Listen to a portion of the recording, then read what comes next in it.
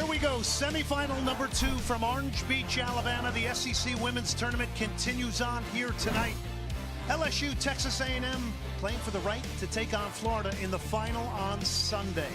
Let's take a look at how the teams advanced. We'll start with LSU, who rallied to beat Kentucky on Monday. Now remember, they had a play-in game here. Gabby Maldonado in the 54th minute here, having a big day for the LSU Tigers. Wednesday, then, they would go on to knock out the number 2 seed Missouri in stunning fashion to get the Cinderella label in this tournament. Maldonado in the 18th minute would prove to be the game winner. Now, Texas A&M, who was at the NCAA College Cup final last year, they get an insurance goal here from Emily Bates. Ali Watt also scoring. They did it late against Ole Miss. Take a look at the brackets. Lying in wait are the Florida Gators for Sunday's championship match. LSU and A&M will fight for the right to take them on.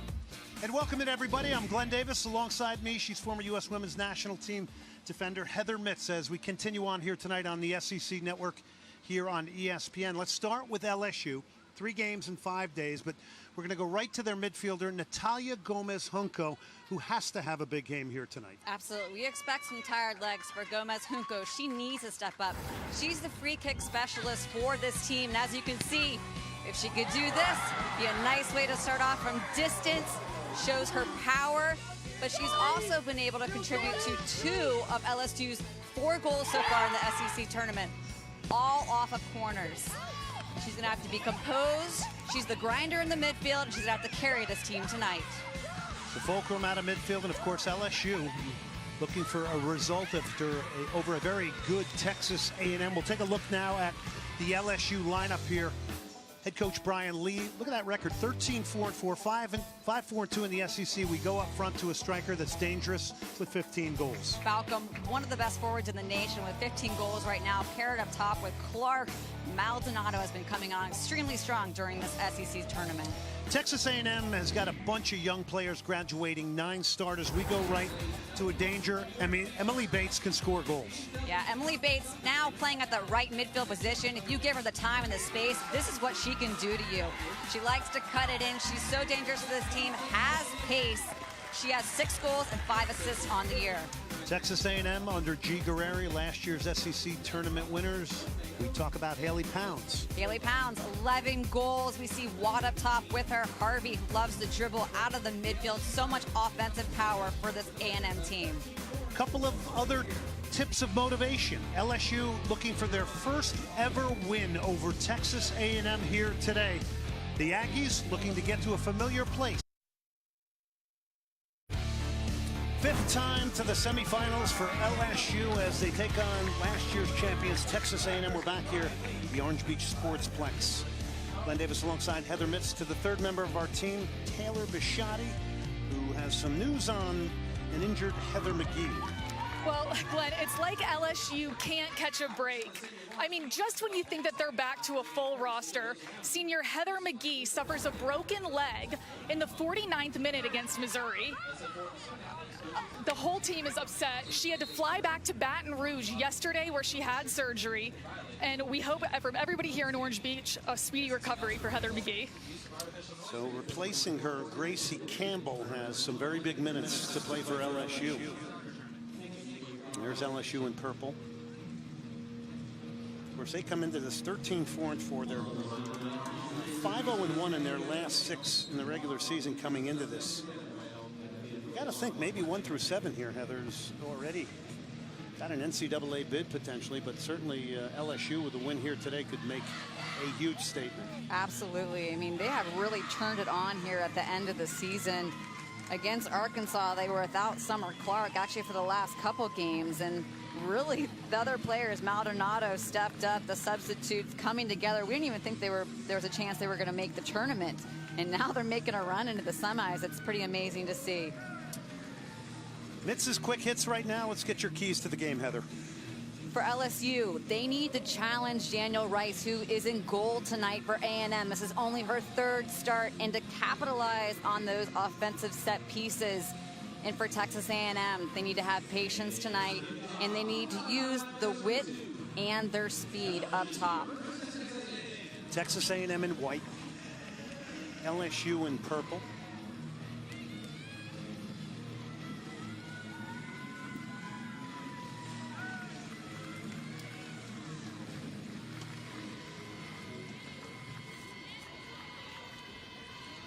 Good look there at Michaela Harvey, the very, very talented midfielder for A&M. It's game on here, second semifinal.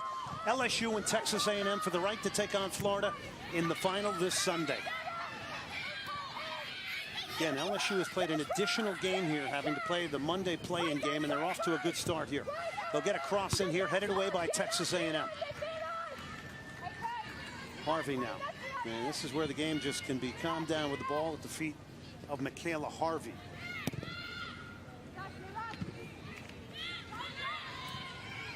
Referee Elvis Mahumovich.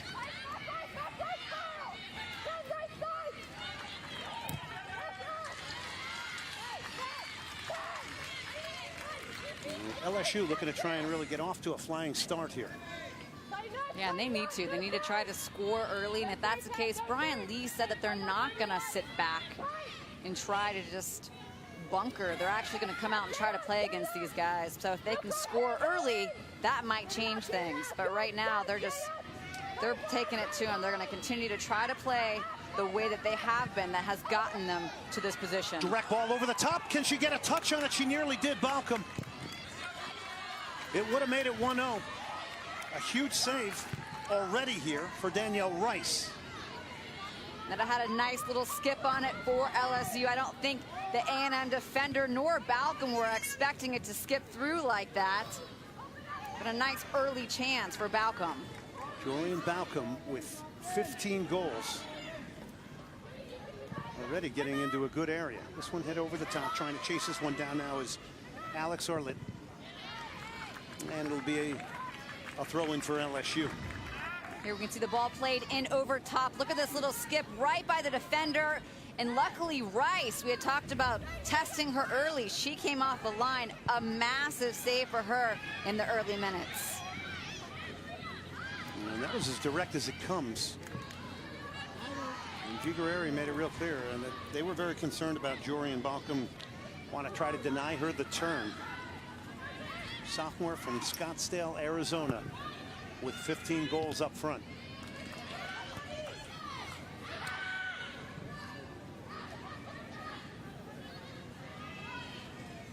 LSU knows it has an opportunity to make history here tonight against A&M.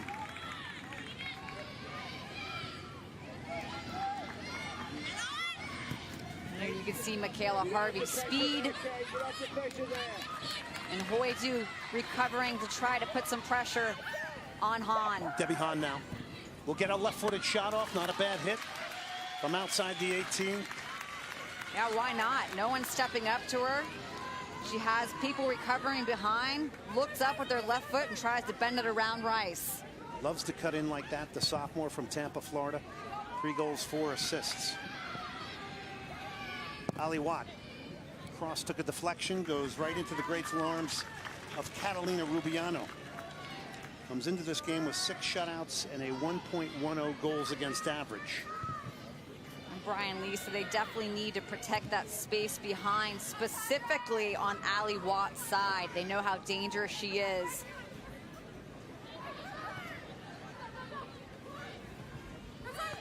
They said if things break down in midfield, they will drop off and squeeze the space behind them back towards their goalkeeper, trying to keep the game in front of themselves. And now A&M settling into a little bit of a passing rhythm here.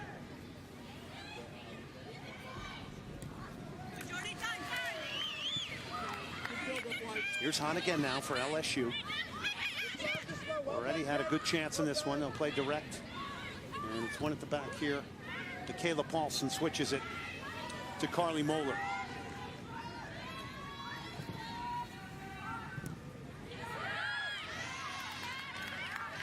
Gomez Junco cut it out, and this is her on the ball now. Gave her the drum roll in the open. So dangerous off the set piece. The Mexican international.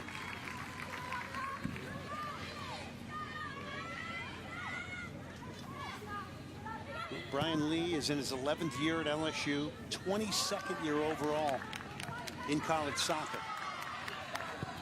Took over in 2004.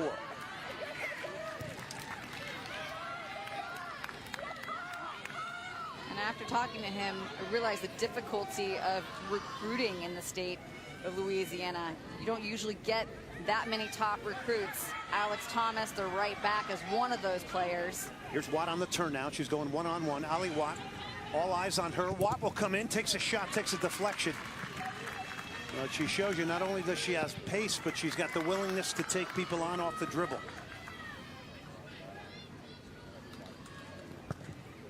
Yeah, trying to keep Ali Watt in front of them is super important. Not letting her behind. She loves to go 1v1, so always trying to have someone there to try to double her.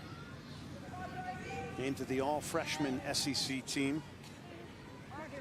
Had a goal against Ole Miss, which is ultimately the game winner on Wednesday night.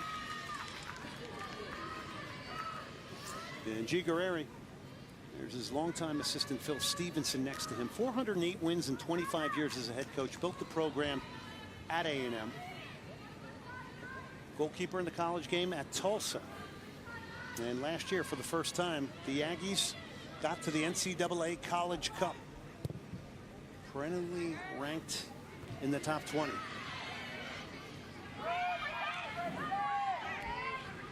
Made the move from the Big 12 over to the SEC. And have not skipped a beat. Kendall Ritchie, another freshman now. Got a very sophisticated left foot, not on that occasion. But a very talented young player. And keep a close eye on Michaela Harvey. When A&M does have the ball, she's always an option. And when they lose the ball, she is the person in the center of the midfield that is telling everywhere else where to apply pressure, where to go, where the ball is going to go next.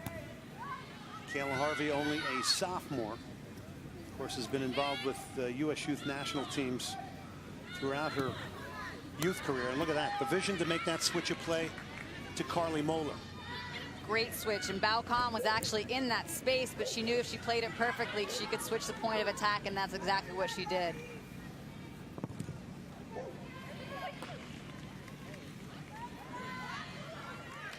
So Texas A&M will get a corner here. Hoydu will go forward. Up comes the center back, Michaela Paulson.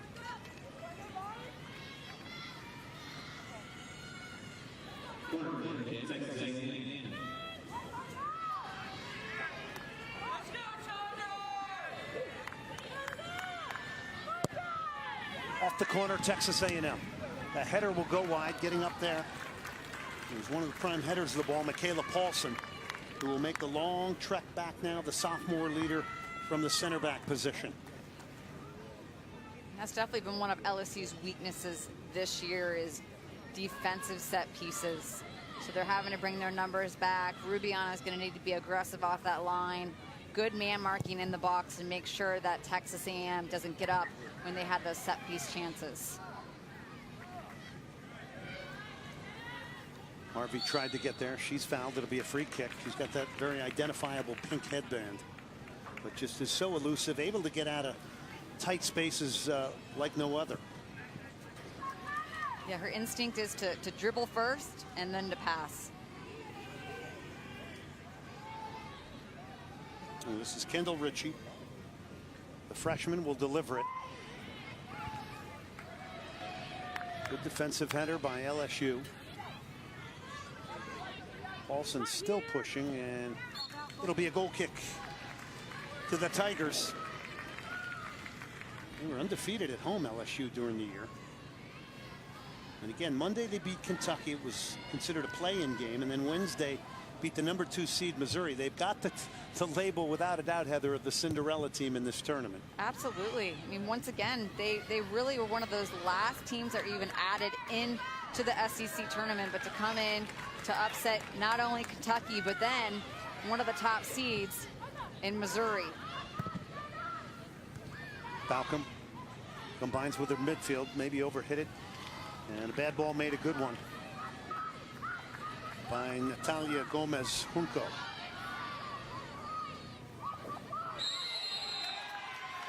Driving out of midfield was Alex Thomas, who was a forward turned defender, and that's what you could notice on that last play.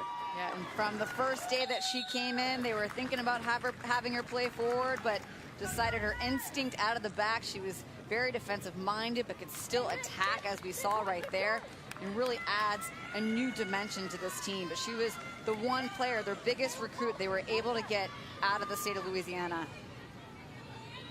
Brian Lee said there's not that many top players that you can even choose from, but they were so happy to get her. But for the most part, they have to go elsewhere to find the majority of their players. Set pieces, the value of those in this tournament, we have spoken about it. Gomez Junco, and there's the power she has off the post. This was a hit from almost 40 yards out. And it almost caught the goalkeeper, Danielle Rice. It's still LSU now. And that has rattled the Texas A&M cages. Well, the ball is still not cleared. LSU's doing a nice job of continuing to try to put pressure on A&M, keeping the ball alive, and then they find the outlet. With a great ball over the top now, it's Pounds. Maybe on the counterattack, it's A&M, and the cross is blocked, or the shot is blocked. It'll be a corner for the Aggies.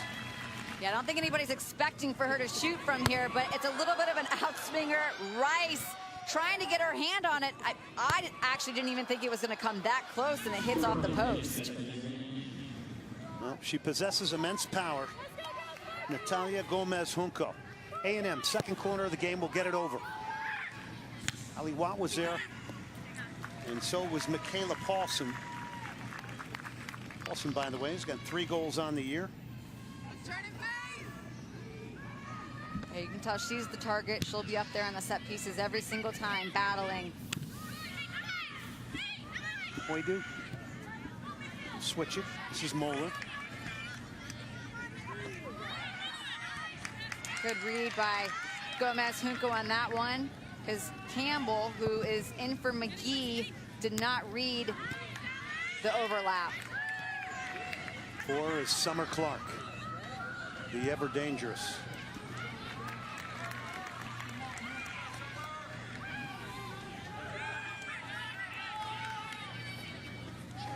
Harvey now, and this is what she can do. She can hold the ball long enough to allow people to make good runs in front of her. LSU now getting pinned back.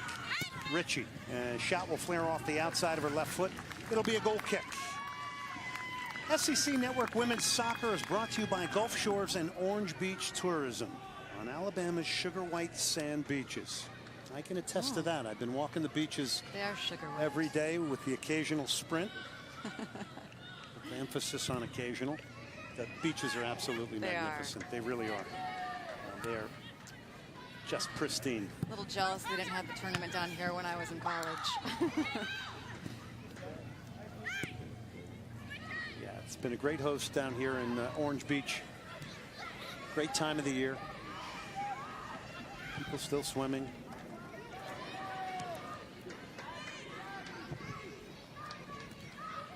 Handball is called here. It'll be a free kick, A&M. And it's a quick one. Well, why not? The entire LSU team has their back to the ball. Hoydu, Ali Watt now. Here's Watt trying to get it back on her right. Will get a shot off. It's a great idea. Tried to whip it into that back post. But the freshman, again, certainly providing some moments of inspirations here in the first half. Well, we know how dangerous she is. We see her primarily on the right, but here she is on the left side, wanting to cut it back into her right foot. And with a good attempt on goal, definitely leaned back a little bit too much. But why not? I love the fact that she's taking these risks and trying to put her team up front.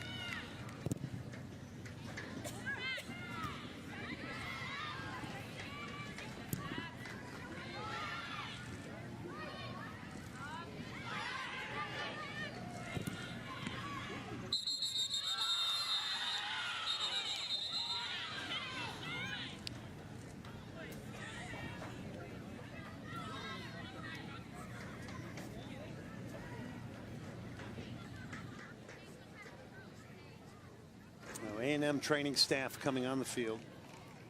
Paulson. Who was doubled over. Of course, A&M had 9 starters move on from this team that went to the NCAA Women's College Cup last year. And They have just continued to grow players into rebutting a team every year. I mean, some would say, hey, this is a rebuilding year, but here they are fighting to get into the SEC tournament final. And here we see that battle between Clark and Paulson. You could see her roll her ankle on the way down. Just the way she landed on it. Ouch. So she might need a minute, but back to what you were saying, Glenn, it is pretty amazing. And I did one of A&M's games earlier in the year, and G. Guerreri was really kind of unsure of what he had here with this team. And he knew it was a really young team, ton of freshmen. And then you had the freshman class from last year that are now sophomores that started out like gangbusters. They came out, Michaela Harvey, Mallerby. You have a couple older players, but for the most part, this is an extremely young team. And then the amount of freshmen that are in the starting lineup tonight, but also that have been able to contribute offensively, is pretty amazing. Well, here's the amount of players lost. A number of them you saw in the NWSL. Brett, Shea Groom, a number of players. Allie Bailey went on to play in the NWSL, and of course, you can see the numbers in the analytics there. Now, this is a big moment here, because Michaela Paulson is not looking very good here, and Texas A&M is going to have to try and figure out how they're going to lose one of their leaders here and fill the gap for her in the meantime.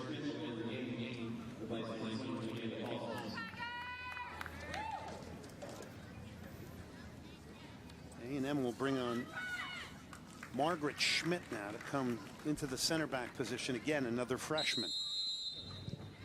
So a huge moment for a freshman in a semifinal. And I can tell you what, that back line of Wright, Harriman, Paulson, and Moeller have played a lot of minutes today. You don't usually see anybody come back in and sub for those 4 players. So big opportunity for Schmidt. Well, Ashlyn Harriman has had an outstanding season as a center back as well this year.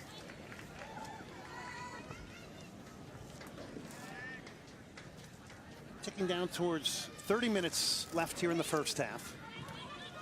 Texas A&M trying to find that pathing rhythm, and with the outside of her foot, it's Harvey now to open it up. Kendall Ritchie will drive across in towards the top of the box.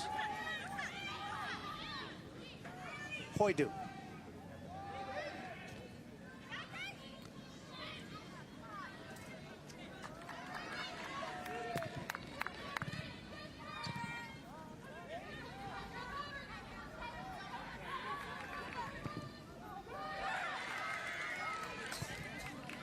Ali Watt now towards the corner flag.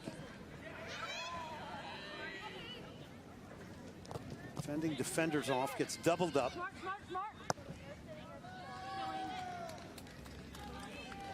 And LSU is going to have a big challenge tonight back there in the back, with Pounds and Watt and Bates coming forward. Michaela Harvey out of the midfield. And the fact that it's their 3rd game in 5 days, I mean, tired legs, so they're really going to have to hunker down and have a very strong performance defensively to keep LSU in this. Well, LSU had a wonderful chance early. Sunday, we've got a women's volleyball triple header. At 1 Eastern, number 21 Kentucky taking on Tennessee. Then at 3, it's South Carolina squaring off against Alabama. 5 o'clock, we wrap it up. Missouri and LSU. Sunday on the ESPN network, streaming live on Watch ESPN. Women's volleyball triple header on the SEC ESPN network.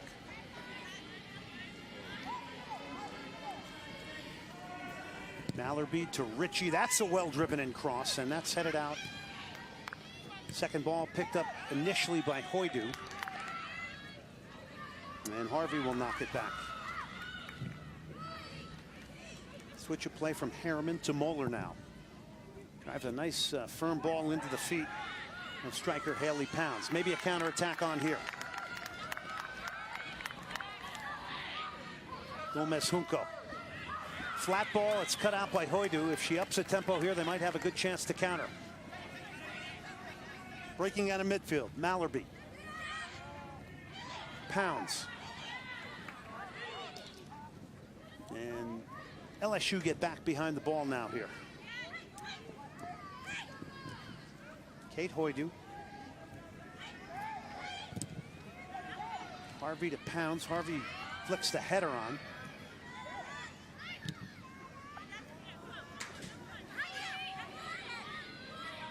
You see Thomas using her speed.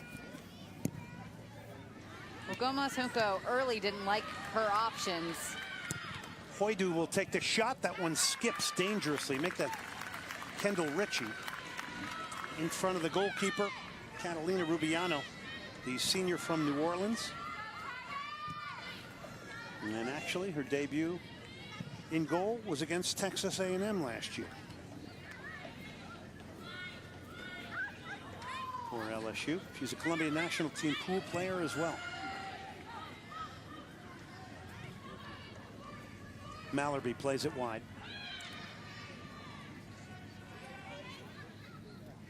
Emily Bates trying to break through again. It's repelled away and broken up by LSU. Look at this gap between the front line of LSU and their midfield. I mean, their forwards are pushed up really high on this back line, but look how far back the midfield and back line of LSU is dropping. Long diagonal run from Ali Watt. What a good ball in there. Boy, she almost picked out Emily Bates as the two young players trying to link up there, but a long diagonal run to pick the ball up from Watt and then the delivery. Allie Watt once again wanting to go to her right foot, looking for Emily Bates. Good marking in the box, just a little bit too much on that cross.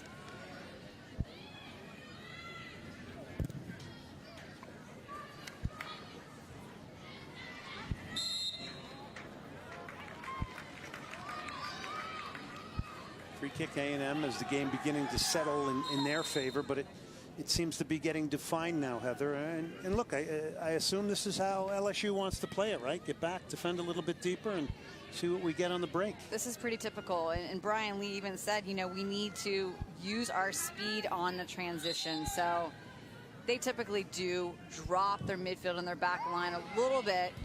They're really close to the goalkeeper. I mean, it's just more difficult for them.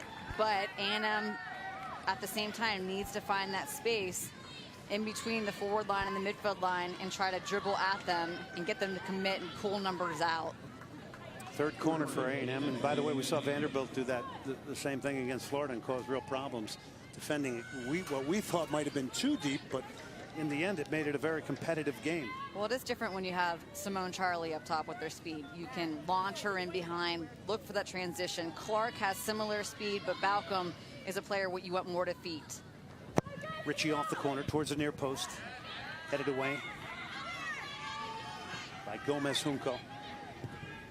Shot again is blocked, and it's Gomez Junco again who's showing up in a lot of ways in this game so far. Hit a post, back defending, trying to distribute. The Mexican international trying to do it all here today for LSU. Well, you look at the last string of games since they beat Arkansas. You go back and you look and you see it's basically Balcom and Gomez Junco have scored the majority of their goals. And in the tournament, Maldonado has really stepped up. But for the most part, I mean, there's the two players that step up for this team. Here's Harvey again with these delicate little penetrating passes. Here's another great idea from Harvey. And they get there just over hit. But just a joy to watch is Michaela Harvey now just scheming out of midfield here and orchestrating everything. Yeah, and you can't let, first of all, you can't let Michaela Harvey have that much time, but also you can't have your center back and your outside back with that much space in between them to play that ball in behind. So Lee and Arlett need to be a little bit closer together.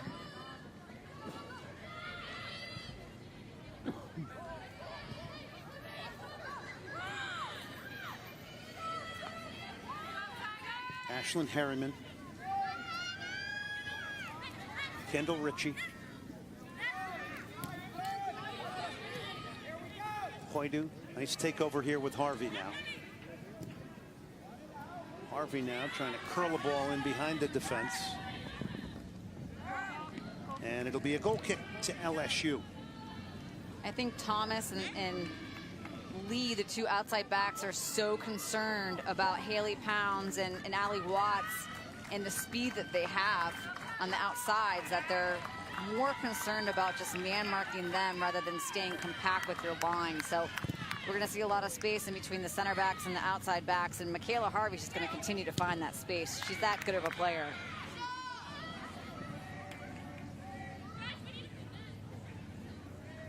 Big piece of this game so far is the fact that Michaela Paulson came off injured here. She's been replaced by a freshman, Margaret Schmidt, in the center back position.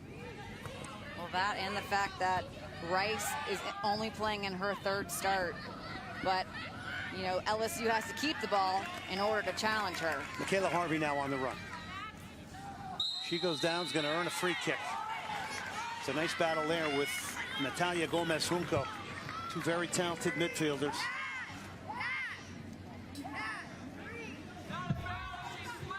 And we can keep an eye on this all game long. Summer Clark just needs to keep the ball. Michaela Harvey comes back, wins it. Gomez-Junco, we're going to see those two going at it all game long. So here's Ritchie again, standing over the set piece for Texas A&M. And a shot is pulled way wide. It'll be a goal kick LSU. Now back to Summer Clark that you had mentioned. Expected only to get 60 minutes tonight. That from Coach Brian Lee. Very creative player. She's made the All-SEC team coming back from an injury. So her involvement so far in your eyes?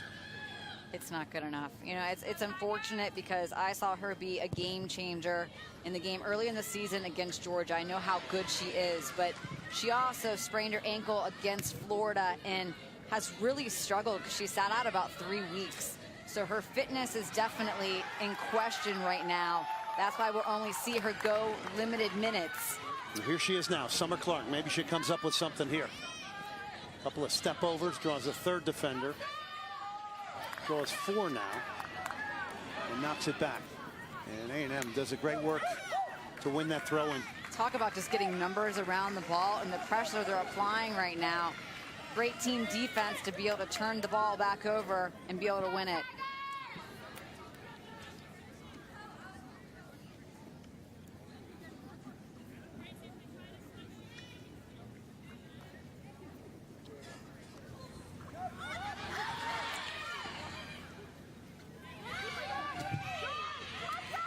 Harvey has got her head up. Just spraying passes all over this green canvas here tonight.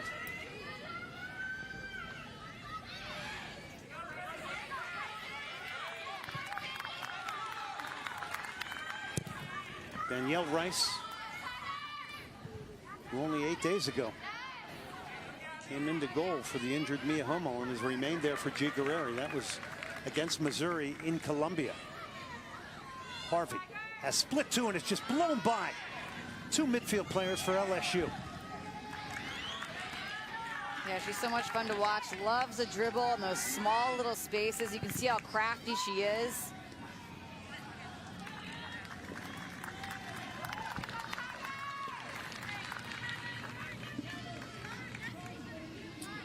Let's go down to Taylor Bisciotti with more. Coach, Savannah Jordan's been an exciting player to watch all season. What can you say about her play? You know, she's just relentless, and our team does a great job of getting her the ball, and we know that all the goals she scores are big team efforts, and she knows that too, so it's a pretty cool environment. Between these two teams playing right now, do you have a preference on which one you'll be playing in the finals? No, I mean, both of them are playing really well right now, so I think no matter who we face, it's going to be a battle. All right, thanks, Coach. Thank you, Taylor. Taylor and Becky Burley. I mean, it's every day they're getting together now, and that's because the Florida Gators just keep on winning. SEC tournament coverage continues with the championship on Sunday at 2 Eastern. Florida taking on the winner of this match between A&M and LSU. SEC Soccer Championship is Sunday at 2 Eastern on ESPNU and streaming live on Watch ESPN. And that's a sight that Coach Brian Lee does not want to see. Summer Clark slowly getting herself up, moving gingerly. And that's the ankle we were talking about, that she was out for 3 weeks. So slowly just trying to get her fitness back to 100% and trying to make a difference here on the field.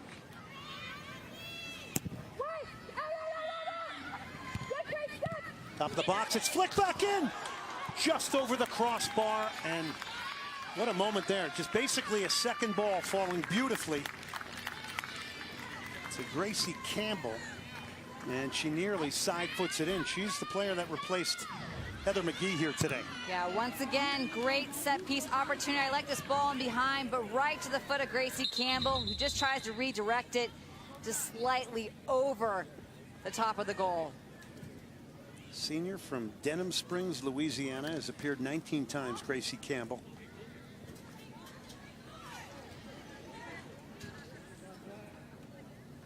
Sixth all-time meeting between LSU and Texas A&M. We're tied at 0 here.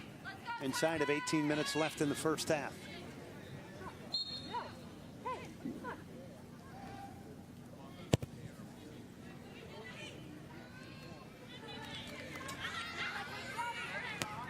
Thomas goes back to Jordan Carvery. Ali Watt with a great touch. And look at how quickly she's got herself opened up here on the right side. Ali Watt, the freshman now. Yeah, and Lee had an opportunity to step in, but hesitated, I think, because she knows how fast Ali Watt is. Knocked back by Emily Bates. Moeller trying to join in the attack, the right back for A&M. Coming over to leg this down is Margaret Schmidt.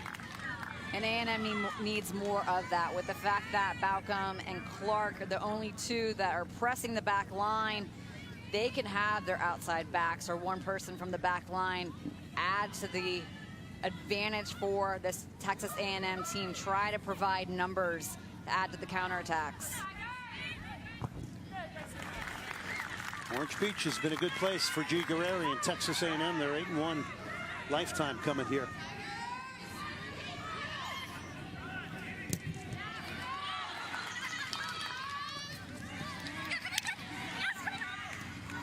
Great play from Mallerby to come up there and help keep possession. Here is Mallerby on the ball for A&M. Mallerby drives across into the 6. And I like the overlapping run by Mallerby. She saw that they had time and space, they had possession. One defender right there. Why not try to add numbers? Great little cross. Pounds couldn't get a foot on it, but that's what needs to happen. Is you need to have unbalancing runs for your midfielders. You need to have your outside backs or a defender coming forward and just adding numbers. Well, there you saw Summer Clark being subbed out. One of the star players for LSU by Coach Brian Lee. Coming on is Lexi Gibbs, who's got a goal and 3 assists. 22nd year overall for Brian Lee. He's been in Baton Rouge for 10 years. By way of Cheltenham, England. Harvey. Mallerby. Goal kick, LSU. Saturday, SEC Nation is live from the Grove in Oxford, Mississippi, as they break down everything from the gridiron to the grill. SEC Nation presented by AT&T. It's Saturday, 10 a.m. Eastern on the SEC ESPN network and streaming live on Watch ESPN.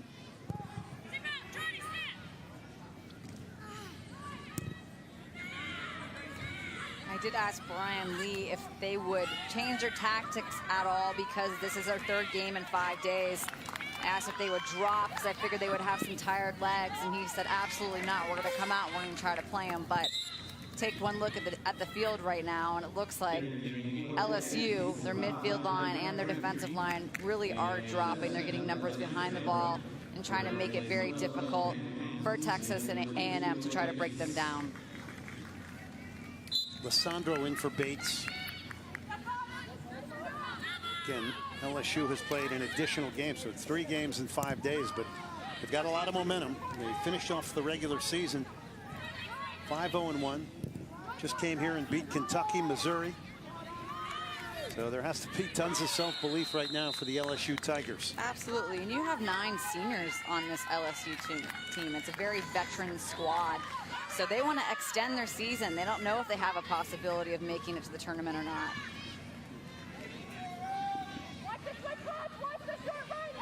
A lot of discussion, but right now everybody thinks about For sure, there's 7 SEC teams that would get in, and that would include LSU, but you never know when it comes to at-large bids. You win this tournament, you get an automatic bid. LSU are top 40 RPI, but still, I mean, this will be the last SEC tournament for a lot of those seniors, so great pride in that. Free kick LSU.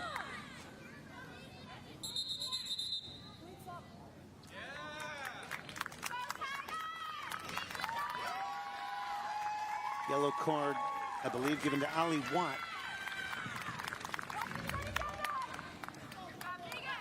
Arlett trying to play it back.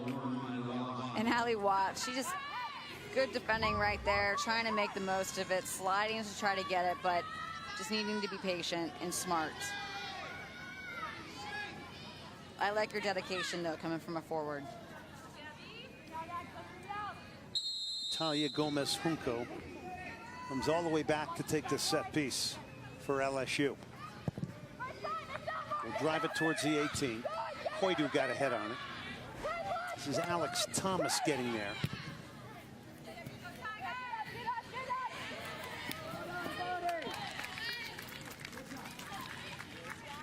There's Brittany Crabtree now, number 5, who has come on for Texas A&M. She's more of a holding type striker. Giguere is really high on her. Her ability, all these freshmen that he's brought in are top notch. Well, you're getting a lot of minutes in a lot of games. You got to wonder where they're going to be in 2 years. Or even next year. Yeah.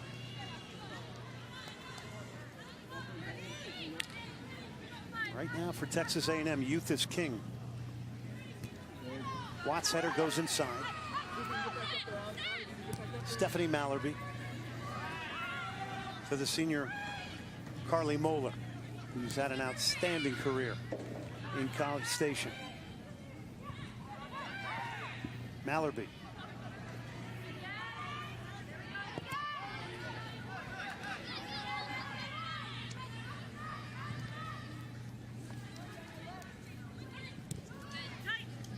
Ritchie's got room to run with it, and she will.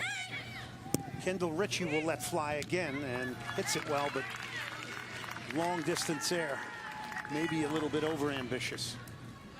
She likes that left foot, though. She does. She's very good at it, and coming from that outside back position, she just continue to carry it till someone actually from the opposing team comes up. No need to shoot from that distance.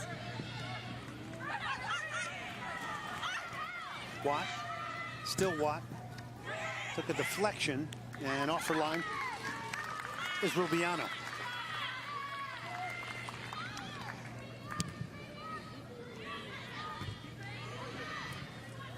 By the way, Texas A&M has only been shut out once this year, that by Auburn.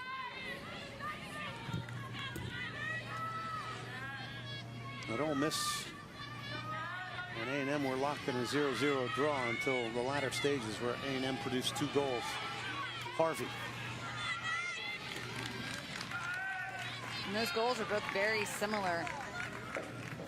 Ritchie drives it in. It's flicked on. Crabtree, call for the handball. Ole Miss was just dropping back and not putting enough pressure on. And both Ali Watt and Emily Bates are just too good of players. They're going to look up and they're going to take a strike on goal. And it was in the back of the net. And before you knew, it was 2-0.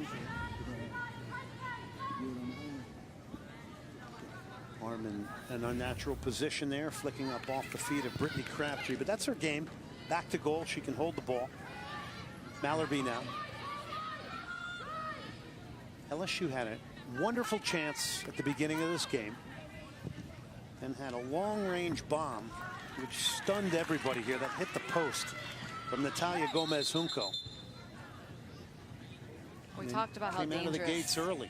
She is on those opportunities. I mean, still, I don't think anybody expected for her to be shooting from that distance. And you see when she strikes it, the movement that she actually has on the ball.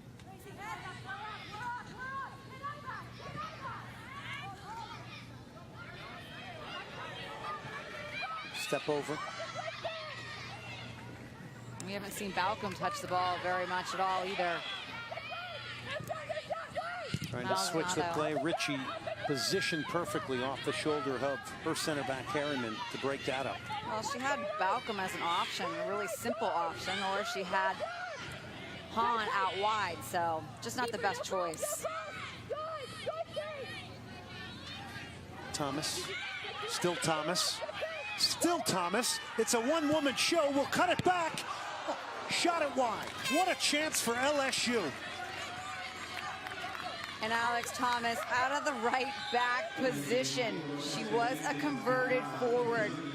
Taking this team, putting it on her back, beating 2 players. Are you kidding me? Using her speed right here. You couldn't ask for a better, easier ball on the ground. And Balcom, who has 15 goals on the year, she needs to make this because they haven't had any opportunities so far in this game. And you're playing against Texas A&M.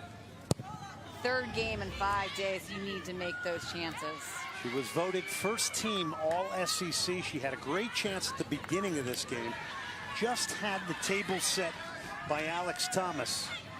If you're going to knock A&M off, those are the chances you're going to need to take on a night like tonight. Here's Balcom. But when you're a forward, you have to have short memory. Balcom just needs to work twice as hard right now to try to make up for it.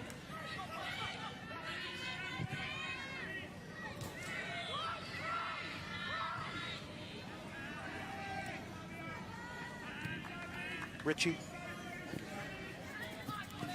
Crabtree. Brittany Crabtree over the top. It'll be a goal kick LSU.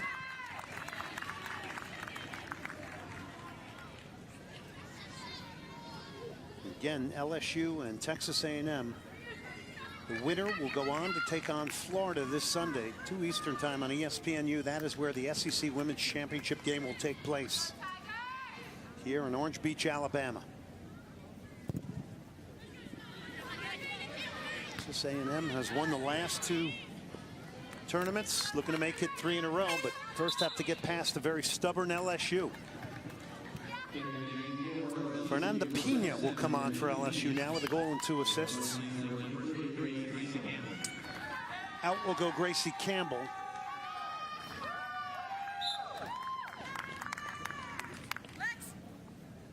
They describe Pena as a poacher. Always in the right place in the right time, so stick her up top. Have Balcom come back a little bit into the midfield. Look for her feet. She looks to combine. Really trying to make a push for it here in the last 5 minutes before half. One of these teams wants to score to have the momentum going into halftime. Crabtree to Harvey now. He's constantly looking for small spaces to get into. Try to work a give and go there. Crabtree towards the 6-yard box. Harvey's shot blocked and cleared by LSU.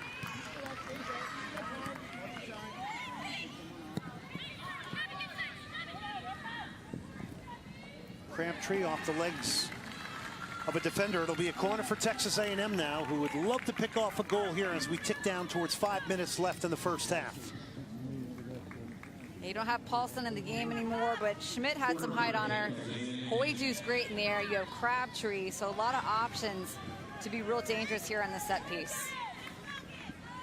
There's a look at Brittany Crabtree. She comes towards the near post. They bypass her. The header goes over the top. And that was Margaret Schmidt getting in there, who came on for the injured Michaela Paulson.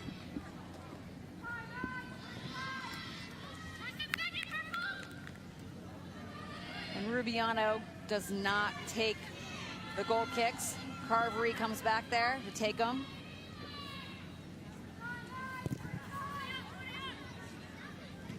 Which could be a real problem if the ball's won quickly like this.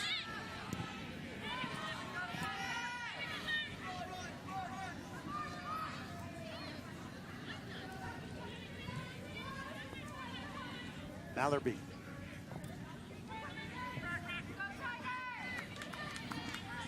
Moeller, Schmidt, Texas A&M in possession. Stephanie Mallerby. Kendall Ritchie now. Ball moving nicely off the feet of A&M at times here tonight. Right through the legs of Ritchie. And off and running. Offside flag is up on Fernanda Pina. Well, Ritchie, once again, coming from that left back position for A&M. She does not need to play that ball. You know, have patience right now. LSU's dropping. She turns it over. Pina wins it. Takes a nice touch inside, but the options for her in the end weren't the best. She didn't play the best ball.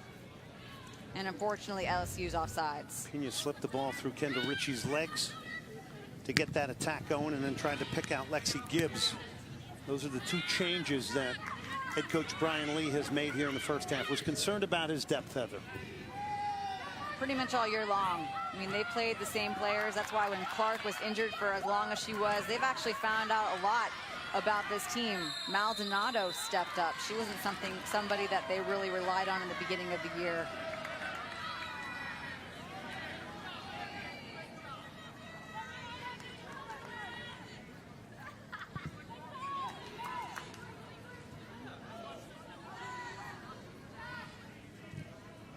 Keep going, keep going. Harriman. Ritchie with the outside of her foot. Deflected cross. Rubiano will get there. And I actually like the fact that Harriman decided to take the initiative from that center back position and take the space because she can. You know, LSU is not pressing her. They're sitting back, so then you have to draw one of LSU's players out of position, and then you can play the ball. So she's beat. So one by one, if they just continuing trying to dribble the ball up and draw these LSU players out of their tight, compact positioning, they'll have more success.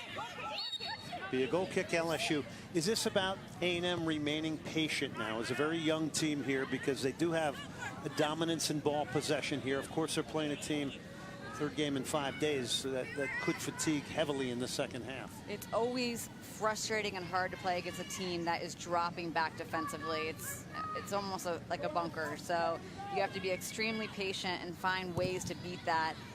It's drawing players out, and at this point, all of their numbers are central. So it's trying to continue to use that width. And that's one of Texas A&M's strong points, is the width and the speed out wide. So they have to continue to try to do that. They've gotten away from it. About to go on our SEC halftime report. We'll send it back to studio. Former U.S. Women's National Team coach Tony DeCicco, who, by the way, is going to be elected into the NCAA Hall of Fame. We'll break it down, a recap of the Auburn-Florida game and first half highlights and stats. Oh, congratulations, Tony. It's exciting. And he's very deserving as well. Less than a minute left here. You will say that if you're LSU, you may lament the fact that you didn't produce a goal with two very good chances in the first half. Not to mention one that hit the post. No doubt the best chance of the game. And Gomez Junco, we said it before, her and Michaela Harvey, all game long, we're going to see those two battling in there. They set the pace. They're the workhorses for this team. And another set-piece opportunity, this one from distance, but we'll see if LSU can make the most of it. Yeah, it's been a great matchup. Michaela Harvey and Natalia Gomez Junco, who hits the free kick. They flick it on. It's a second ball. Pina's shot was blocked. It's still LSU.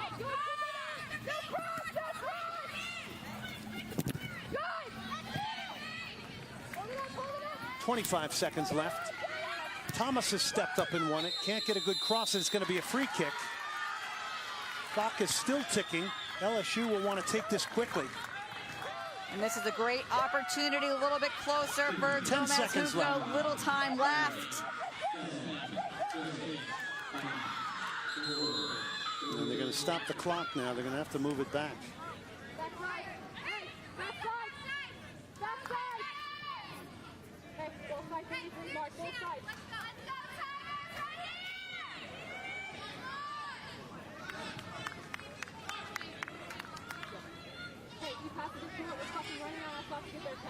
Remember, the clock stops right on 0.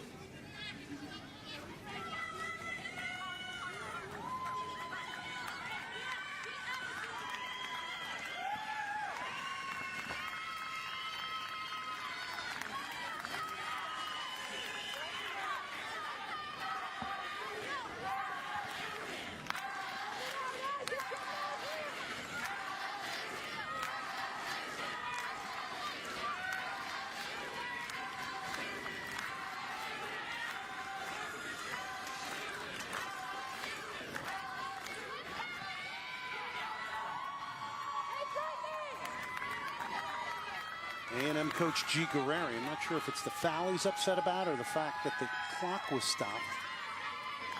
But nothing was pulled back on the clock. There's 2 seconds. And Crabtree just keeps creeping forward. It's driven in. That's the way it's got to be. Good defensive header. First half's going to come to an end.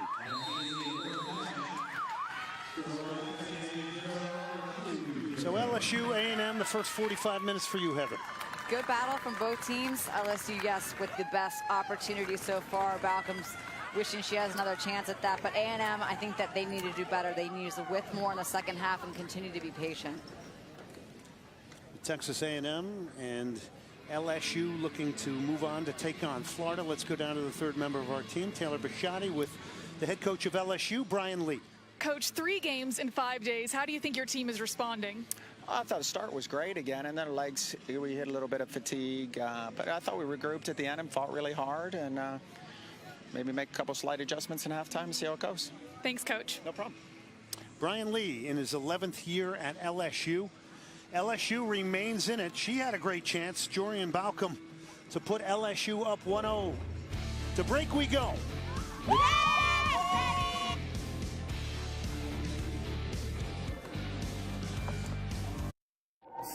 All right, welcome to the SEC halftime report. 0-0 at half. Peter Burns here, along with former women's national team coach Tony DeCicco. And coach, we didn't see a whole lot of action. Was that a little bit of a tired soccer we saw in the first half? Well, it looked like tired soccer. It's 2 pretty even teams. I think A&M may have won the midfield battle a little bit, had more of the possession, although it got pretty close by the end. But for sure, LSU, Peter, had the better scoring opportunity. Boy, they definitely did. Let's go ahead and take a look at these plays. You'll take us through it. Natalia Gomez-Junco, you said, Coach, that she was dangerous on set pieces, and true to form, here it is. And this one isn't close. She hits a P here.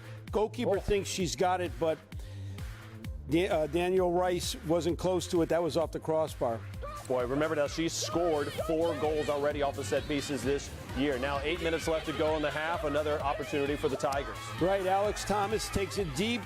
Finds Jorian Balcom in the penalty area, but in her defense, I think that ball took a little bit of a hop just as she hit it. All right, so those 2 teams are tied right now. Of course, we already had one semifinal. One team punched their ticket. Let's go ahead and show you Florida versus Auburn, that highlight. That's right, Savannah Jordan and number 5 Florida facing 19th ranked Auburn in the semis. First half, well, no score. Christian Carnado on the run, cross it from the wing. Maggie Doherty. Howard fouled just outside the box. That would set up a free kick for the Gators. Kristen Westphal, how about this, Coach? Well, she kind of passes it into the far side netting. That's the goalkeeper's side, but I don't think the wall got it quite right either. Take another look at this play. You can see the Florida players just jumped out of the way. There's got to be a Auburn player in that space. Later in the first half, same score. Betsy Middleton with a great break. Gets a through ball out to What surprised me on this, Peter, is Savannah Jordan outran Kayla Faulkner, and it may have been marginally offside, but still, you can see just marginally offside, but Faulkner, the speed and class of the Auburn defense got outdueled there. Maybe Auburn played that double OT game, maybe a little tired out there. Florida goes out there 2-0. Well, the Florida Gators are already off to the finals, and let's take a look at how they fared against these 2 teams. Gators lost to the Aggies in the SEC opener in September after falling down 2-0 early in the second half. They fared much better against LSU, notching a 2-1 win and getting off 21 shots. Welcome back to Orange Beach, Alabama. Halftime here. LSU getting set to kick off here in the second half against Texas A&M. Down to the third member of our team, Taylor Bisciotti, who's with Texas A&M head coach G. Guerreri. Coach, Michaela Paulson injured in the first half. Can we expect to see her in the second half? Well, she's okay. They tested her at halftime, and she's good to go if we need her. I think Margaret Schmidt's doing really well back there. Margaret almost got it on the end of that one on the corner kick, nearly scored. So I think that right now we're not going to start with Mac in at the moment. We can bring her back in. She's gotten the all clear from our doctors. Any adjustments in the second half? No, just we've got to get more people forward. From our midfield, we've got to just get a little bit closer because the LSU does a good job of dropping back, kind of forming a shield in front of their goalkeeper, and they'll drop back to about 10 yards, and we've got to be able to step up and be able to hit the ball a little bit earlier. We're holding it too long, and a lot of our chances are getting blocked. All right, thanks, Coach. Thank you. Second half set to get underway. LSU in purple, A&M in white. Game on here in the second half. Your referee Elvis Mahmudovic. And Texas A&M. You heard the good news there, I guess, is that their good center back, Michaela Paulson, seemingly okay, but right now G. Guerreri electing to continue with Margaret Schmidt, who came on. Here's Moeller.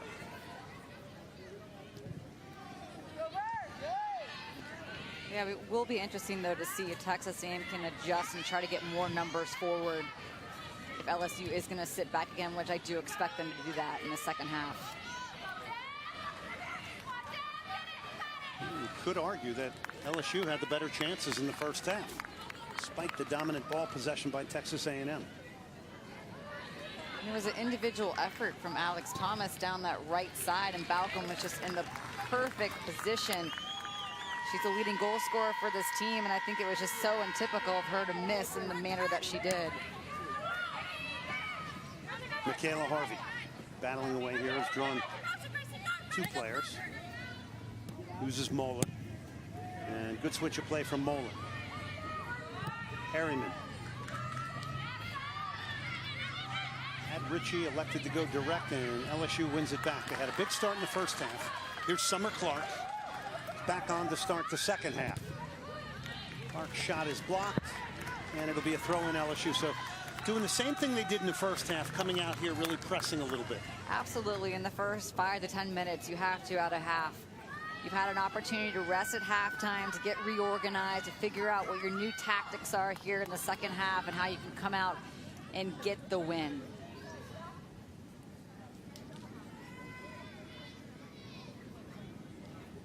LSU with the longer throw here. It's flicked on and out, and it'll be a goal kick. The target was Jordan Carvery, who has represented Canada at the under-20 level.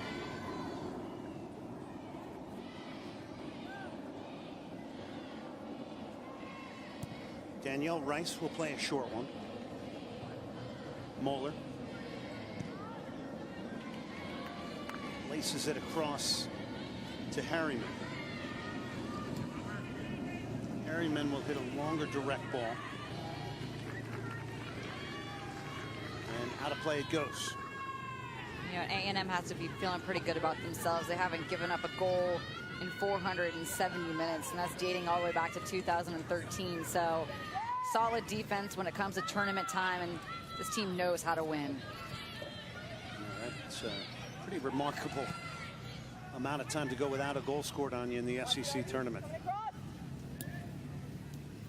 Watt cuts it back beautifully, eliminates a defender off the crossbar. Tremendous individual moment for Allie Watt.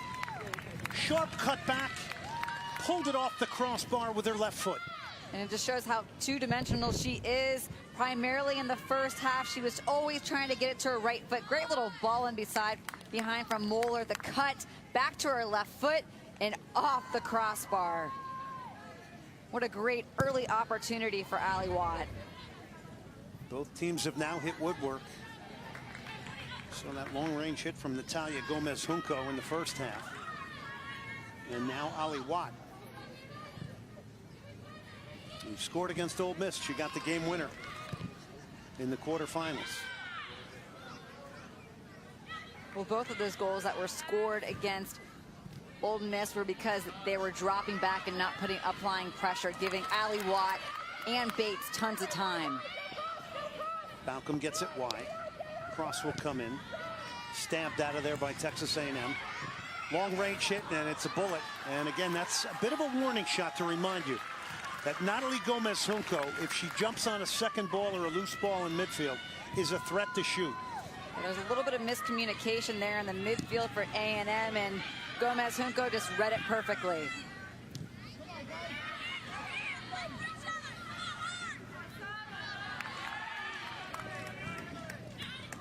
Watt again on a big run.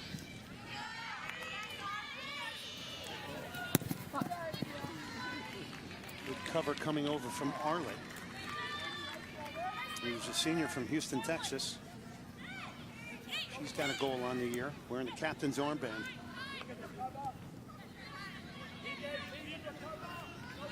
Mallerby went off the feet of Michaela Harvey. And it's leading to this. It's Balcom now, the 15-goal scorer, who's quickly dealt with by Moeller. Balcom, still Balcom, threads it inside. And look at that. Your orchestrator and your playmaker, Michaela Harvey, back doing the defensive work. Now puts it over the top towards Watt. And cleared by Arlett.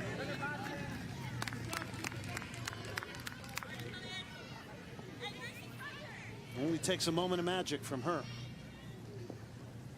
Michaela Harvey.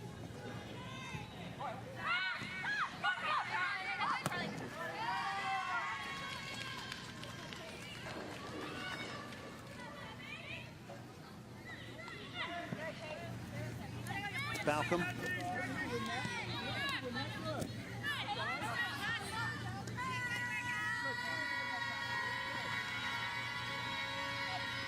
Yeah, we mentioned in the first half that when Summer Clark was in there, I know she's come back from that ankle injury, but we didn't see enough from her. And she's going to have limited time here on the field because of her fitness coming back from that injury. So when she is out there, she really needs to make her mark. And earlier in the season, when she was healthy, the combination play and the linking up between her and Balcom was top-notch. And right now, she's just kind of hanging out right there. She needs to get more involved.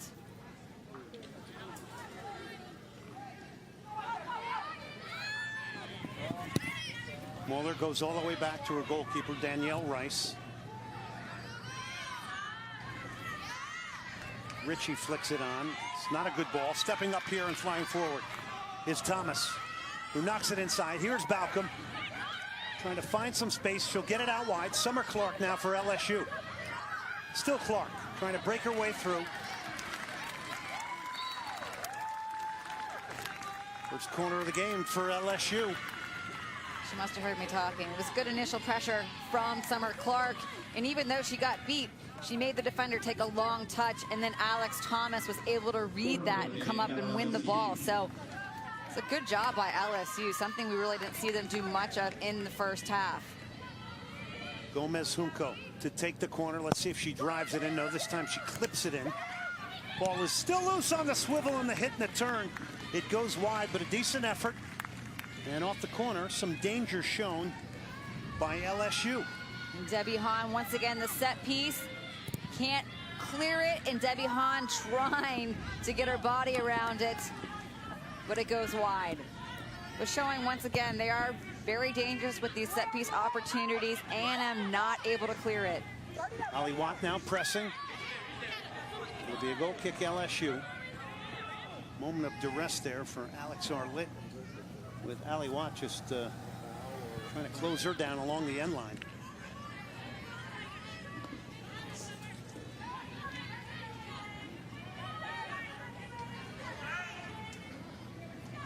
A ton of players out here with youth international experience for both teams.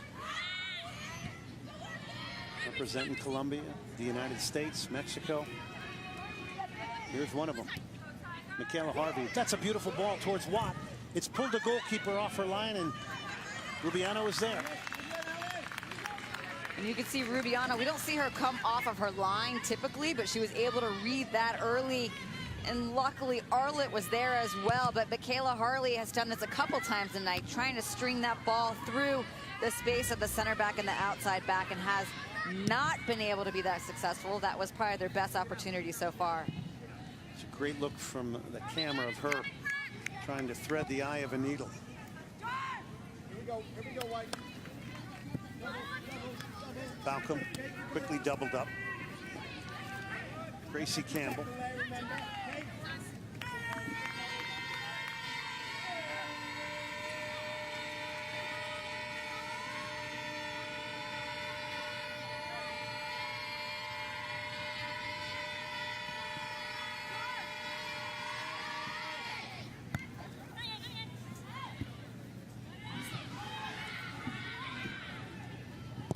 Moeller steers it out of there. It's won by Balcom, plays a first-time ball.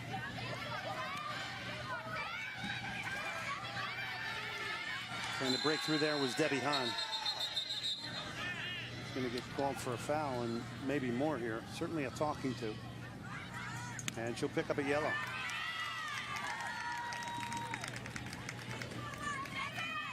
Ali Watt carrying one for A&M. Good little battle between these two. We see Michaela Harvey all game long. Debbie Hahn just trying to win the ball. Michaela Harvey would have been in a very dangerous position, so not a bad time to foul. Debbie Hahn played on the FSU team that won the national championship last year. Appeared 11 times. Here's Ali Watt to the end line. Was that a play? It'll be a goal kick. She's made countless runs. Talk about her movement a little bit, Heather, because she is only a freshman. You like the runs she's making? Really sophisticated. I mean, I'm extremely impressed with her. I remember seeing her at the beginning of the season, and you could tell she was young. She had some learning to do, but she really has grown a lot as the season has gone by. She's making some more sophisticated runs, more unbalanced. And her use of both her right and left foot she's pretty deadly at times. Summer Clark played it inside. Lost the possession there from Gabrielle Maldonado, who's got both their game winners in this tournament. She's not shown up quite as much here today against A&M, but we know she can produce. Here's Watt. Looking for support. And this is what G. Guerreri's talking about. She has to go back because she's only got one target in front of her. Nobody getting in front of the ball there.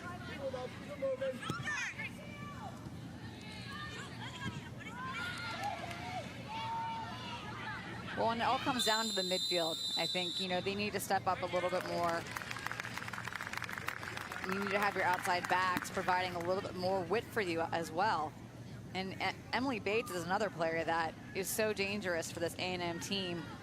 But we haven't said her name very much tonight either. So just having to find her a little bit more on that left midfield side. You get the sense that A&M's just, we'll try to get it to our two forwards and we'll hope for the best, because it just doesn't seem like they're getting enough support from their midfield. I just think they're a little bit too spread out right now. You can see the distance between their midfield and their forwards. Obviously, you want to have Ali Watt as high as you possibly can on that restraining line to use her speed when they do win it and look for the transition. But they need to build it through the midfield a little bit more. Time they tried to bring in Mallerby. Gomez Junco. Summer Clark now for LSU.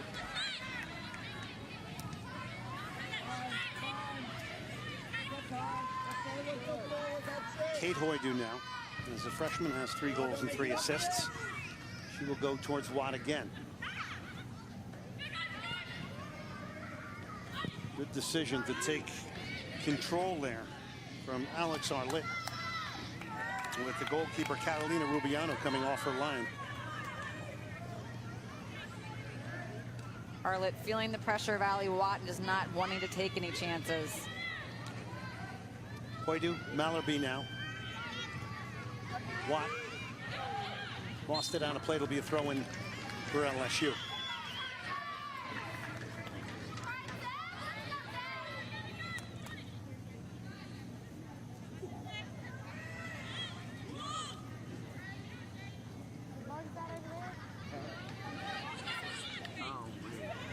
Harvey now in a more extended position. This is where you want her. Beats one. The quick feet earns a corner. Wants responsibility, wants the ball at her feet. Yeah, this is what Michaela Harvey does. Look at her composure, little touches, beat one, let me beat you too, okay. And I'm gonna get a corner kick out of it. So calm and composed in those small spaces. A&M's interesting. We see a lot of teams loading the box up, but they start their runs from around the 18. Crosses defended by LSU. Moeller missed it. Maldonado is going to have to hold it up and look for support. She's able to turn, and nothing on there. It's cut out by Margaret Schmidt.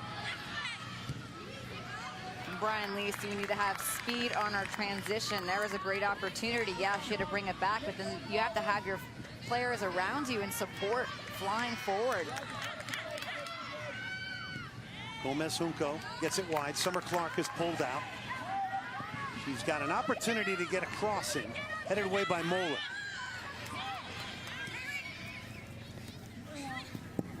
Pounds curls it up the line. And Arlett heads it away. Sunday we've got a women's volleyball triple header. 1 Eastern, number 21 Kentucky taking on Tennessee. At 3, South Carolina squaring off against Alabama. And at 5, it's Missouri and LSU. Sunday on the SEC ESPN network and streaming live on Watch ESPN. You know, Glenn, it's actually quite interesting because when I saw A&M play at the very beginning of the season against Florida, they came out in a 4-3-3, and I thought they were great in that. Then they switched to a 4-2-3-1 and had Bates as the 1, and they had trouble finding her. So now they've switched to a 4-4-2, and here she is now at left mid, and they're having trouble again tonight finding her. They've moved in and out of a lot of systems, have changed personnel.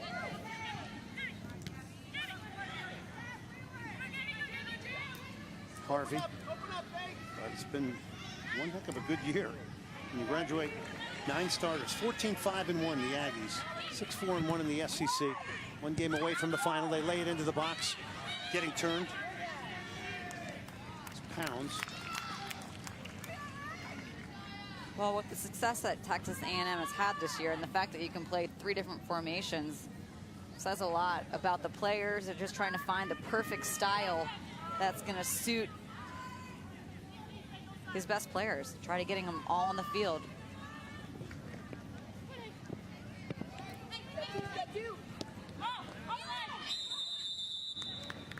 Offside flag is up, and it's a real healthy pressure too, because there's a high standard there, and these are freshmen and sophomores that have really got to deliver now and deliver quickly.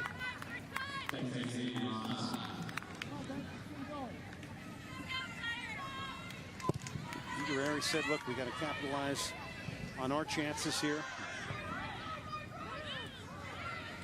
Be careful when the ball's lost on a counter in transition.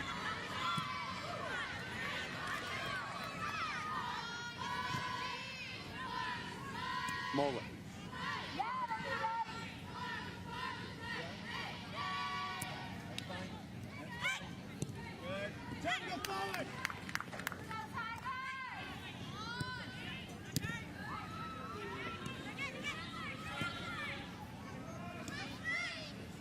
LSU keeping the game in front of them here.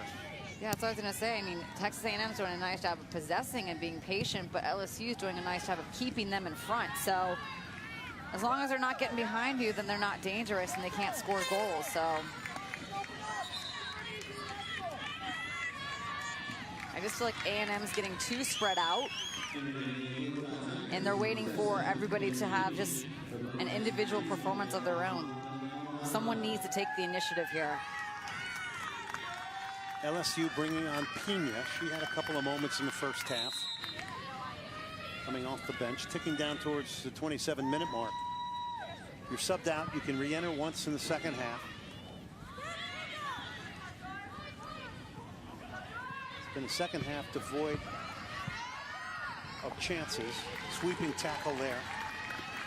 That was Mallard. No, I'm sorry, not Mallardy. That was Ashlyn Harriman, who ironically last year came in for Michaela Paulson. And then this year finds herself partnering her in defense, although Paulson off injured in the first half is deemed okay. Schmidt has come on for her, has played well. LSU pressing now, and it'll be a free kick, Texas A&M.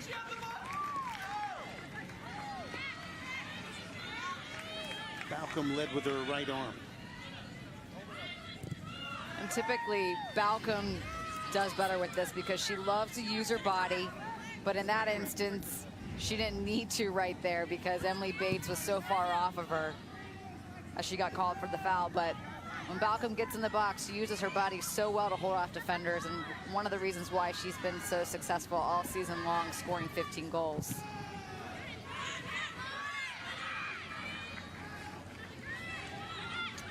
Hit from the penalty spot, Balcom, in the 1-0 win over then number 15 Duke.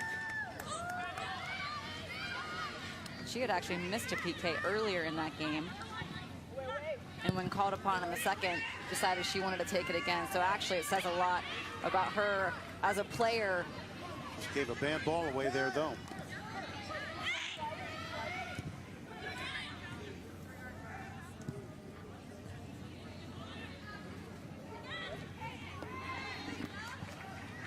Good read by Mallerby. Moeller.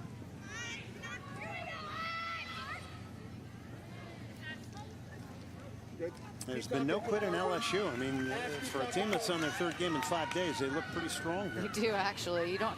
It's funny because you could tell on the face of some of the Auburn players that they had played in overtime. They looked a little bit tired, but right now LSU you really can't tell.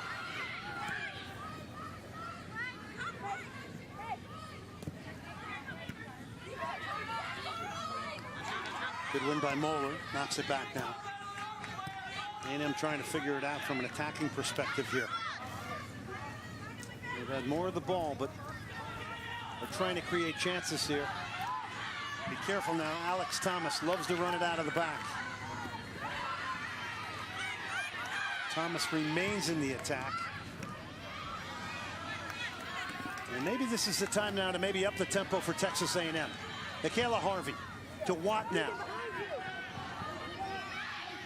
Watt getting back on the favored right foot, shot is blocked.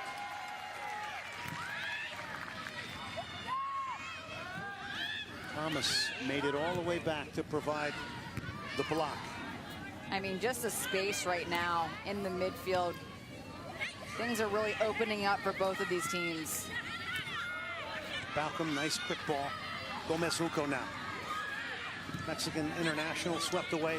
Good sweeping tackle there from Harvey. Hoydu now.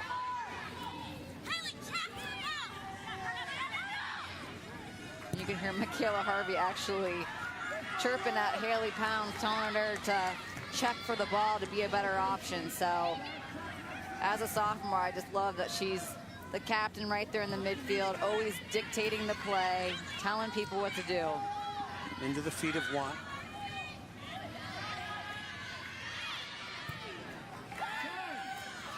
Alex Orlett won that. Balcom now. Balcom has got some support. She'll get it wide. This is Pena, who had a great idea to try and drive that into a wide space, but it got cut out. Good idea, but just a second too late. Just a little bit too obvious where you're going also. Allie Watt. Harvey. So I'm going to ask you a very obvious question. Is A&M too dependent on Michaela Harvey to really be the orchestrator here? Do others need to step up and support her? Right now, I think so. I mean, she does a fabulous job, but she can't do it all by herself. I think she needs Mallerby and Hoydu to step up a little bit and help her connect some passes.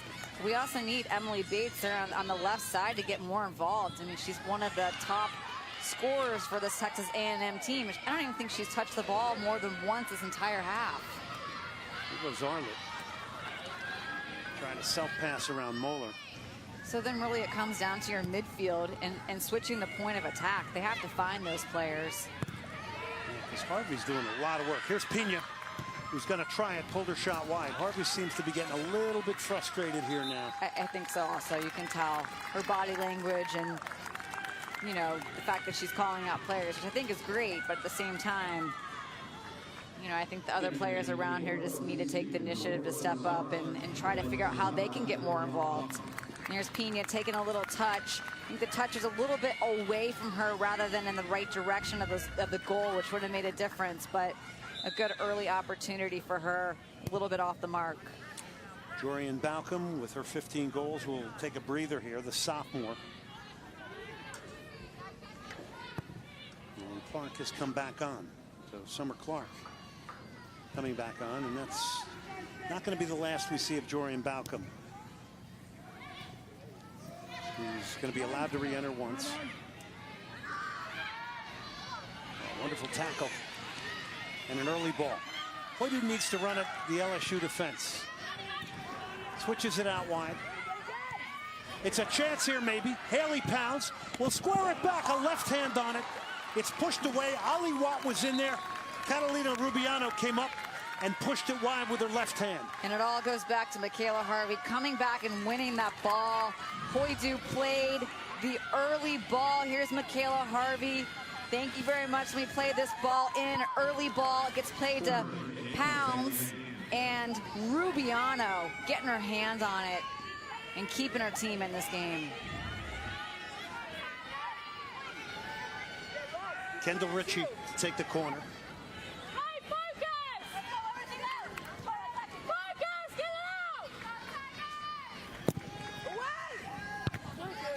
Driven in cross, but nobody hitting that space at the near post. Still Ritchie now.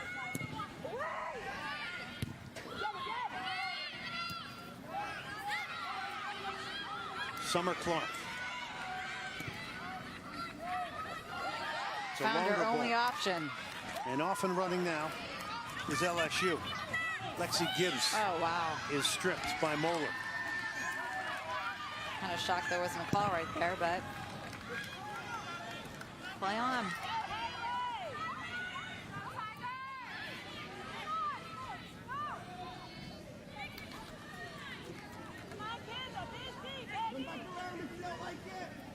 Moeller now with her head up.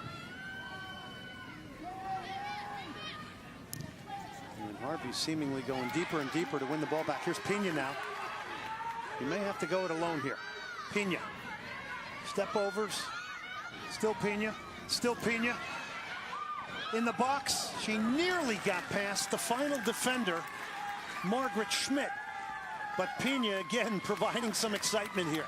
I thought she was actually going to take a shot once she had beat the first defender, Harriman, but then she decided to hold on to it, which was somewhat deceptive, and then Schmidt coming in, getting a foot on it, and now LSU, another great set-piece opportunity. And it's Gomez Junco, we mentioned her ability to hit dead balls off the corner now for the Tigers. Box is loaded up at the near post. Look at all the bodies inside the 6-yard box. That's where it comes. It's punched out.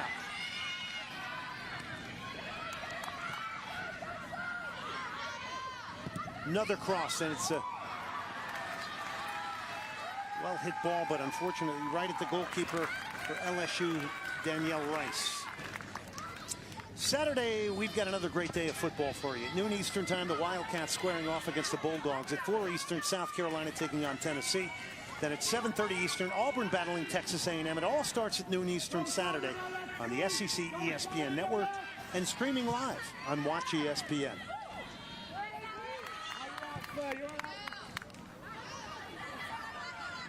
Less than 18 minutes left here in the second half. Florida will be awaiting the winner of this between Texas A&M and LSU. Now I finally see Emily Bates coming over here to this right side, see if she can get more involved, because Texas A&M. Good run by Moeller, left-footed shot though will be handled easily by Rubiano. Texas A&M apparently does not want to switch the point of attack, so they just want to come down this right side. So why not bring Emily Bates over here? She's barely touched the ball. She probably has some fresh legs and can work her magic. Mallerby wins a header.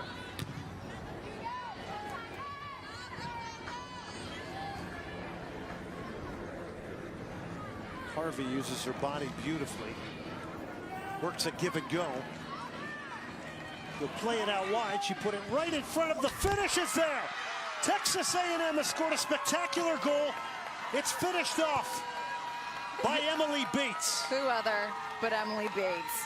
We talked about the fact that she hadn't been touching the ball. We see her come in, go to that forward position where she's more central, and they're able to find her. And what does she do? She finds the back of the net. But once again, Michaela Harvey, this little 1-2. Great little ball in. Look at her vision to be able to find Emily Bates in the finish. We got a defender right there on her, able to slip it by Rubiano and the near post. It's game on, and Emily Bates has scored in her second consecutive game here at the SEC tournament. 74th minute. They did it late against Ole Miss. They have done it late here against LSU. The freshman just coming up huge again for this team. 7th goal of the season.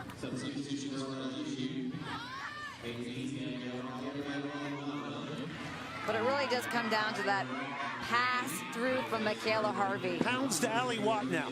Big spaces opened up here for A&M. Watt has got Pounds in the box. She goes down, won't get a call. Now let's see how LSU reacts here and how much more risk we see out of them here with 15 minutes and some change left. Conversely, A&M has got to manage it out now a bit. I actually think this will be good because LSU is going to have to throw numbers forward, and I think Texas A&M will be able to play through them. Haley Pounds. Well, we talked a lot about the link of Michaela Harvey, Emily Bates, one a sophomore, one a freshman.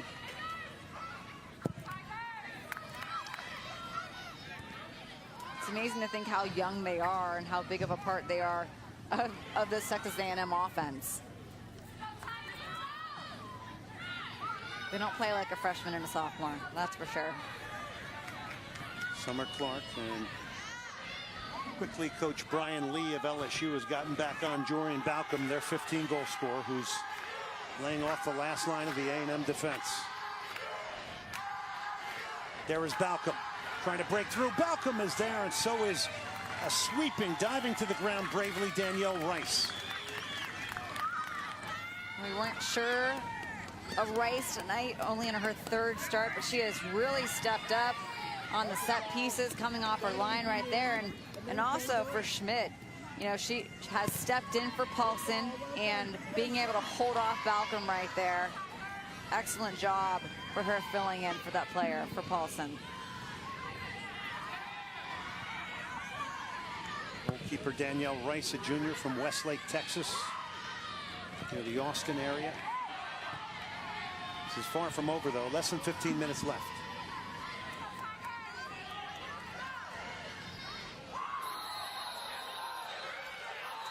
Harvey fouls Gomez Junco. This is a big moment here because she's carrying a yellow card.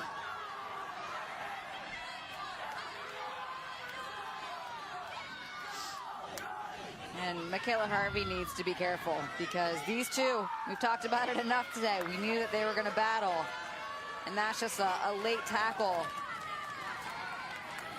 Not getting the ball, definitely getting Gomez Junco, but just needing to be careful because she's already sitting on 1 yellow. Diagonal ball. Allie Watt now with a lot of room in front of her, and this is where that midfield opened up, to your point, Heather. Yeah, and this is where Texas A&M can have some success. This is where they can use their speed, get Allie Watts, Haley Pounds, and Emily Bates. You have your support up top, and you have speed, and you have space. It's not fun if you're the LSU defense trying to hold on. Set piece for A&M now. It's the freshman Kendall Ritchie who's been taking all of these. He will drive it. It took a deflection.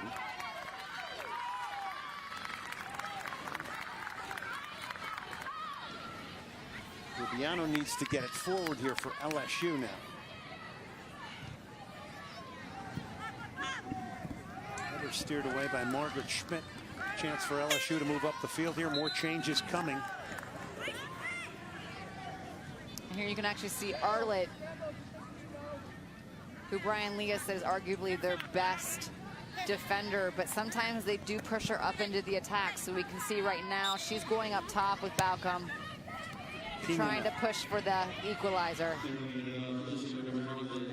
Here's Harvey now, spraying passes everywhere tonight here. Had a large portion of the second half pretty frustrated, but then comes up with the sparkling ball to lead to what is the lone goal in this game from Emily Bates.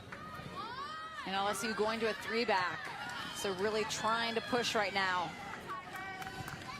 That's a good penetrating pass. This one whipped in off the side netting. And again, it's Emily Bates who's been flaring out on that left side, getting a lot of the ball now. And from Michaela Harvey again. All the time in the world. And Harvey weighting that pass perfectly with her left foot.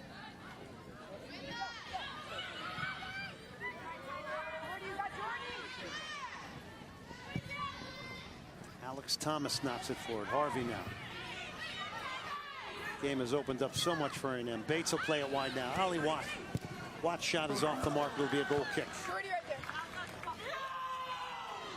She's worked tirelessly. Absolutely.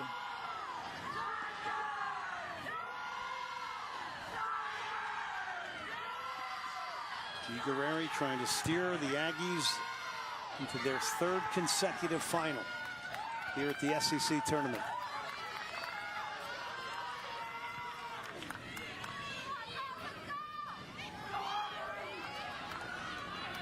Arlett.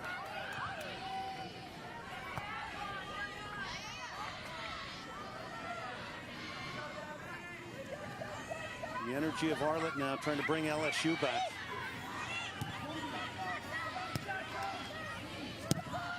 Ball driven in the box. It's a dangerous ball. The flick on could go anywhere. It goes out for a corner.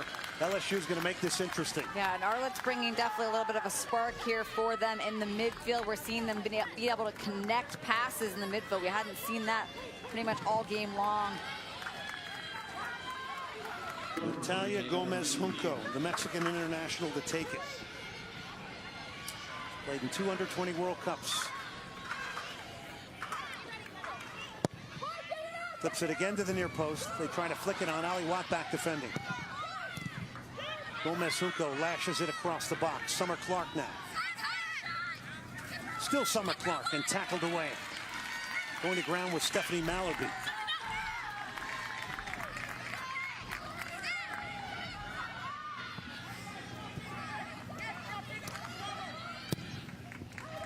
Lumped into the box again. It's headed down, shooting opportunity. It fell right to Pena. It'll be another corner LSU. A&M says it isn't. But the pressure continues here with less than 9 minutes left. You know, LSU having to press numbers forward and really try to put the pressure now on A&M to get them to try to hold on to this 1-0 lead.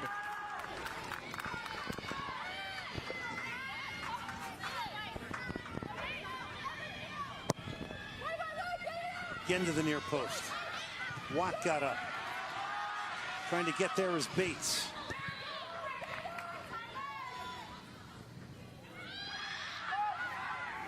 Summer Clark knocks it forward. LSU throwing everything at A&M now. Towards the near post. Last touch by Balcom and a relieving goal kick now for Texas A&M. Hey, be sure to log on to ESPNW.com to read the ESPNW Player of the Week. You'll find out about 5 things you need to know, and the SEC Soccer Tournament updates daily. Right here, it's LSU trying to even things up here against A&M. A&M only minutes away from getting into the final against Florida.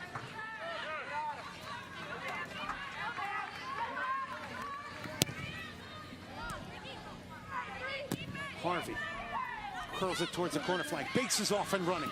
Emily Bates now. Looked off Haley Pounds. Watt had made a good run. Good decision. Hoydu now to Watt. Driven ball in, but hit right at the goalkeeper, Rubiano.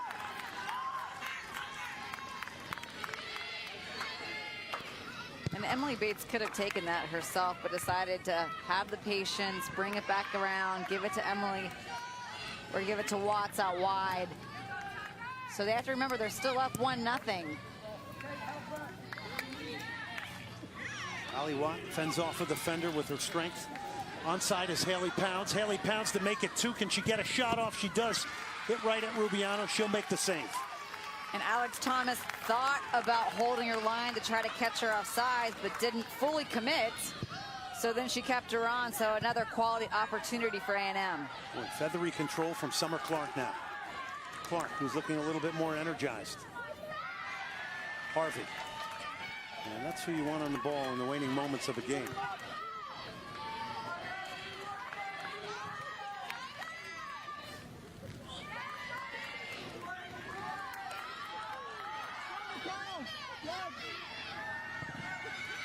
Battling away and winning it beautifully. Ashlyn Harriman, who's had a strong game.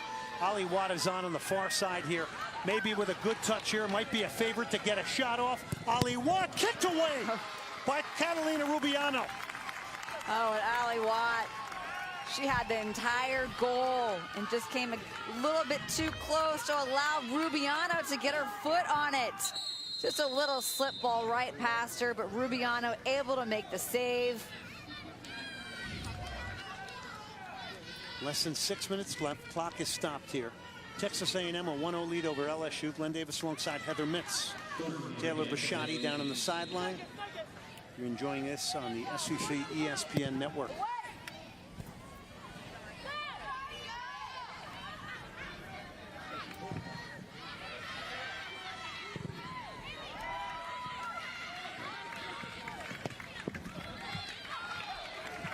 Go to the third member of our team, Taylor Bisciotti. Taylor. Rubiano, who just made the save, is actually a player who joined the team as a walk-on, bided her time until she got her opportunity to play and was given some playing time at the end of last year. Now she started 27 straight games and earned a scholarship for herself. Thanks, Taylor. That's a great story, and she's been outstanding tonight, Heather. Especially this year. I mean, she has really stepped up for this LSU team. Massive save against Watt. Her debut last year was against this very Texas A&M. Here's Hoydu over the top. Rubiano had a beat on it all the way. Less than 5 minutes left now. Still plenty of time for LSU to get an equalizer.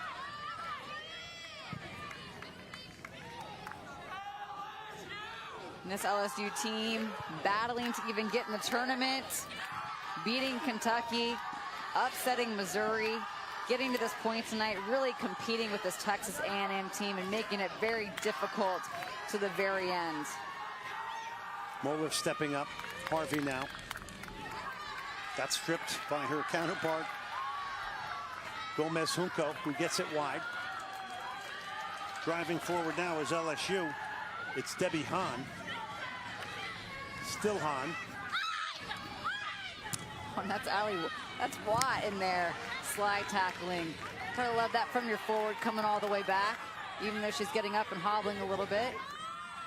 Gomez Junco is going to get called for the foul. It'll be a free kick. A&M, a time to slow the game down here a little bit. She's been impressive, though. Natalia Gomez Junco. Yeah, it's been fun to watch her and Michaela Harvey battling in the midfield and all of her set piece opportunities tonight. Don't forget, Sunday, the championship game of the SEC Women's Tournament at 2 p.m. Eastern Time, right here on the SEC ESPN Network. It's Sunday at 2 Eastern on ESPNU.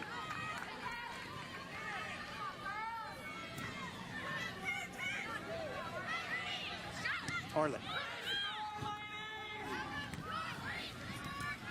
Flick towards Balcom. Arlett again trying to come out of there. And it'll be a free kick for Texas A&M. Arlett called for the foul on Michaela Harvey. Yeah, it looked like it was just a little late. Bad touch. She was trying to make the most of it, keep it. She didn't get all ball. Gomez Junco from Monterrey, Mexico.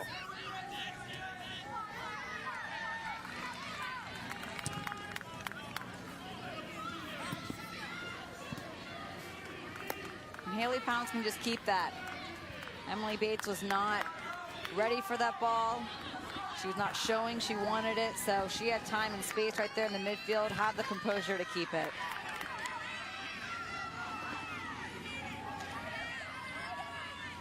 Debbie Hahn. Cutting onto her right, will knock it wide. Summer Clark. Last touch by Clark. A goal kick for Texas A&M. Christy Leonard will come on now for A&M. Ali Watt will come off, so that's a defender coming on. Excuse me, a straight swap at the striker position. Emily Bates has been dropped back into midfield.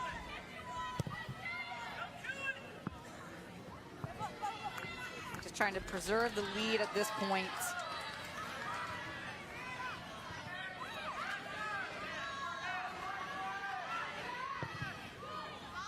Ritchie gives the throw in away. A minute, 20 seconds left. Another long ball. Balcom tried to get ahead on it.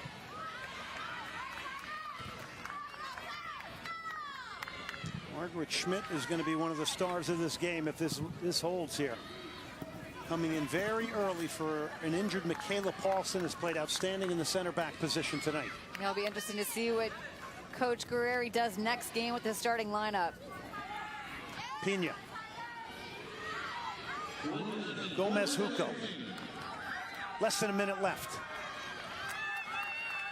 Predictably getting a bit frantic here.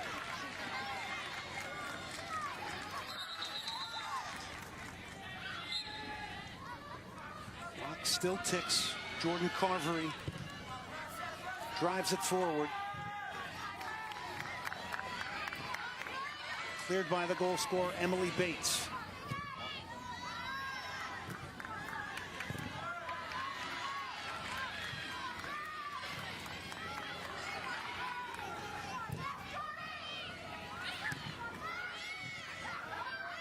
Pena's shot.